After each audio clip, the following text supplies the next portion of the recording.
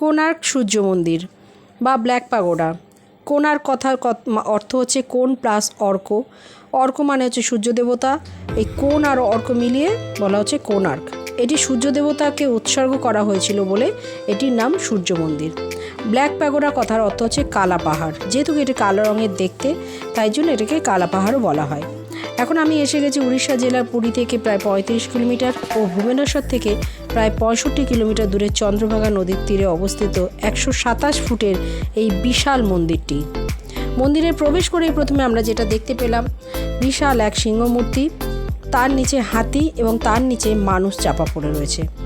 সিংহ গর্ব বা অহংকারের প্রতীক, হাতি ধনশক্তির প্রতীক, আর এই দুটোর নিচে মানুষ চাপা পড়ে মারা যাচ্ছে। এবার আসে এই মন্দিরের কিছু বিষয়ে কথা বলতে। এটি 1255 খ্রিস্টাব্দে রাজা নরসিংহদেবের উদ্যোগে এই মন্দিরটি তৈরি করা হয়েছিল। এর প্রচুর শর্তর মধ্যে দিয়ে মন্দিরটি তৈরি হয়েছিল, যেটা হচ্ছে 1200 কর্মচারী মিলিয়ে এটি তৈরি করবে এবং 12 বছরের মধ্যে এটি কমপ্লিট করতে হবে। না 1200 কর্মচারী থেকে একজনও কম বা বেশি হলে চলবে না, বা 12 বছরের থেকে একদিনও কম বা বেশি হলে চলবে না। আর যদি তা হয় তাহলে প্রত্যেকটা কর্মচারীর প্রাণদণ্ড যাবে।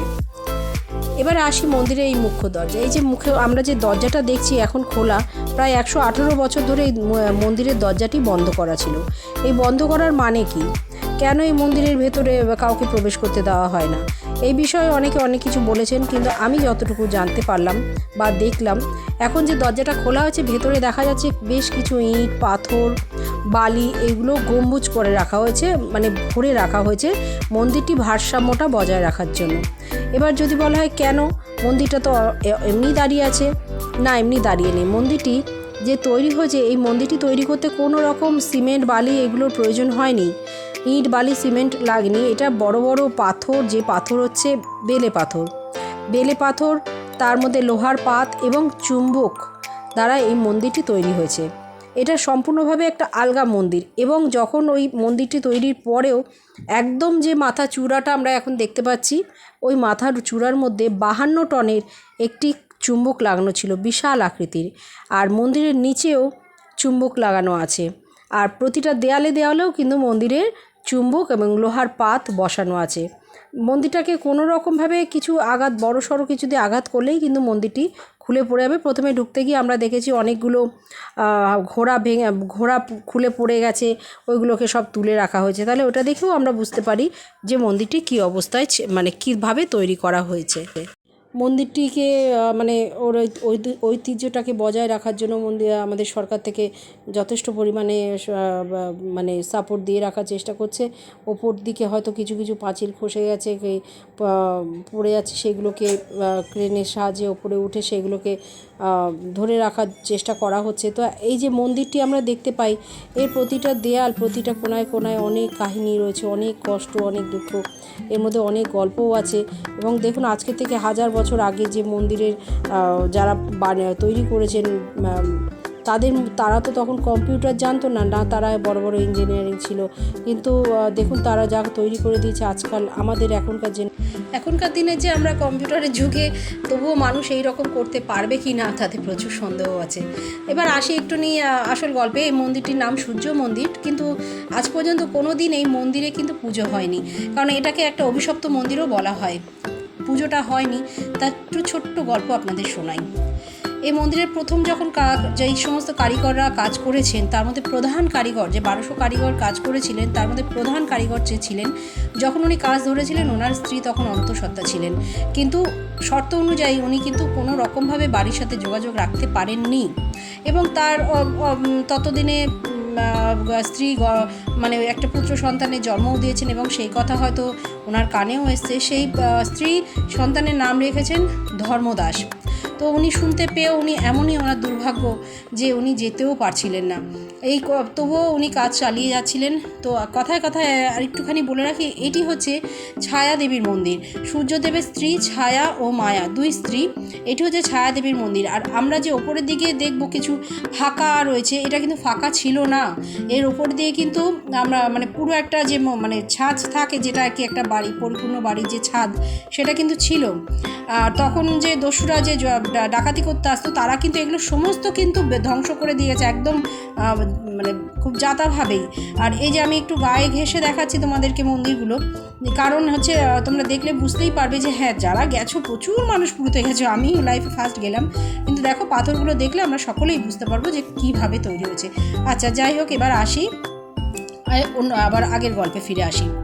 তো তখন ওই ধর্মদাস তখন বেশ আস্তে আস্তে সময় যাচ্ছে, ছেলে বড় হচ্ছে, এদিকে বাবাও কাজ করে যাচ্ছে, রাত দিন খেটে 1200 কর্মচারী মিলে কাজ করেই যাচ্ছে।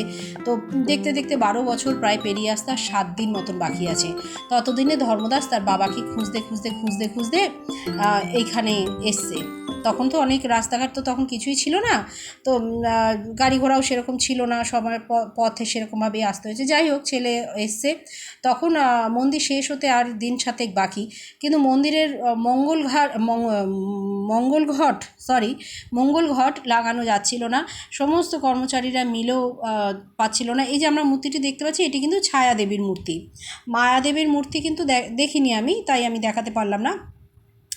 তো যাই হোক, সেই মঙ্গল ঘটটা লাগানোর জন্য অনেক সমস্যা হচ্ছিল। তখন ওই বাচ্চা ছেলেটি এসে বাবার কাছে পরিচয় দিল যে ওনার সন্তান, কিন্তু বাবা যে সেই সন্তানকে বুকে জড়িয়ে ধরে আদর করবে সেই সময়টুকু বাবা ছিল না, কারণ মঙ্গল ঘট না হওয়া লাগানো পর্যন্ত রাজা কিন্তু অসম্ভব শাস্তি দিতে পারে, সেই ভয়ে সবাই কাজ করছিল।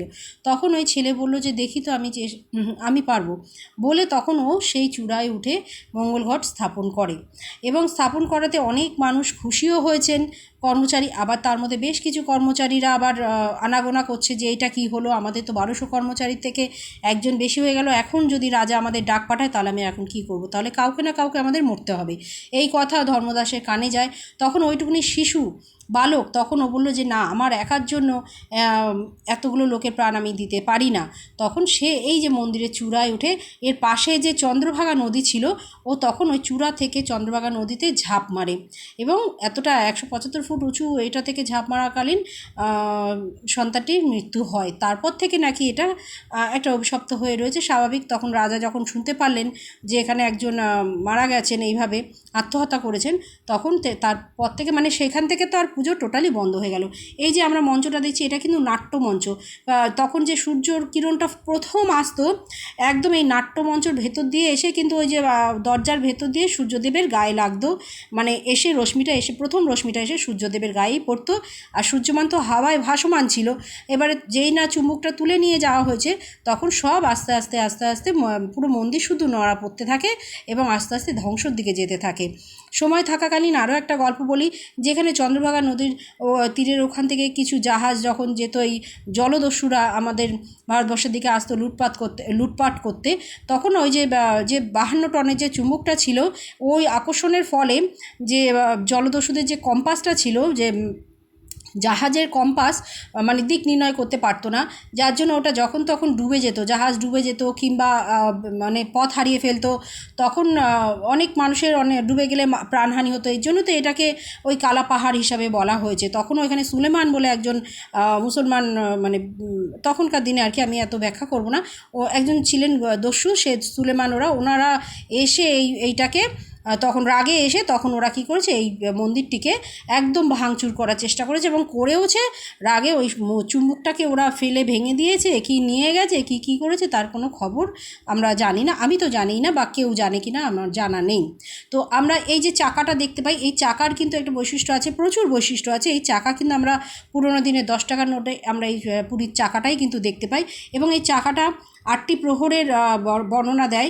এর প্রতিটি চাকায় কিন্তু আমরা দেখতে পাই যে ঘড়ির, মানে এটাকে সূর্য ঘড়িও বলা যায়। এর মধ্যে যদি একটা আপনি লাঠি বা কিছু দিয়ে টাচ করে আপনি ছাওয়াটার দিকে, মানে নিচের দিকে তাকান, এর ছাওয়াটা যেখানে যেখানে পড়বে আপনি ঘড়ির কাঁটা দেখে কিন্তু সেই টাইমটা বুঝতে পারবেন। এটা এর জন্য সূর্য ঘড়িও বলা হয়। তো এইখানে যে বিভিন্ন ধরনের যে এক একটা কাজ, প্রত্যেকটার মধ্যে কিন্তু একটা কথা আছে, ভাষা আছে, যেগুলো আমাদের বোঝার কোনো ক্ষমতা নেই, তাই আমি বলতেও পারছি না। আরও একটা কথা, যে এই যে রথের যে 7টি ঘোড়া, সূর্যদেবের যে রথের আকৃতিটা এটা বানানো হয়েছিল, সূর্যদেবের রথের 7টি ঘোড়া এবং 12 জোড়া চাকা, 7টি ঘোড়া 7টি দিনকে মানে মনে করায়। আর যে চাকাগুলো সেগুলো আমাদের মানে 8টি প্রহর, বিভিন্ন জিনিসকে মানে এগুলো বর্ণনা করা হয়েছে। তো এত সুন্দর একটা জিনিস আমাদের পশ্চিমবঙ্গের মধ্যে আছে এবং আমরা এখনও দেখতে পাচ্ছি, এই জন্য আমরা নিজেদেরকে সত্যি খুব ভাগ্যবতী বলে মনে করছি। আমি তো একবার গেছি, যদি সময় পাই হয়তো আরও জানবো, আরও যাব, আরও জানার চেষ্টা করব। দেখুন এই যে এগুলো খুলে পড়ে গেছে, এগুলো কিন্তু তুলে রাখা হয়েছে। এই যে আমি কথাটা বললাম, এই দেখুন পুরো প্লেন, এখানে সমস্ত কিছু করা আছে। আর এই যে নাট্যমঞ্চ, এখানে কিন্তু নাট্যমঞ্চ নামেই নাট্যমঞ্চ, কিন্তু এখানে কিন্তু কোনো নাচ গান হতো না। এর ওপরে কিন্তু ছাদ ছিল, সমস্ত ওরা ইয়েরা এসে ভাঙচুর করে একদম সর্বনাশ করে দিয়ে গেছে। তো এখন আর কি করা যাবে, যা অবস্থায় পড়ে আছে আমরা সেটাই দেখছি। আর সত্যি এটার মধ্যে অনেক দুঃখ, অনেক কষ্ট জড়িয়ে আছে। আপনারা কেউ গেলে আমাদের থেকে হয়তো গাইড নিলে পরে আমার থেকে তারা আরও সুন্দরভাবে আপনাদেরকে বুঝিয়ে দেবে, যেটা আমি আপনাদের বলতে পারছি না। যতটুকু জানি ততটুকু বললাম, তার জন্য ভুল হলে অবশ্যই ক্ষমা করবেন।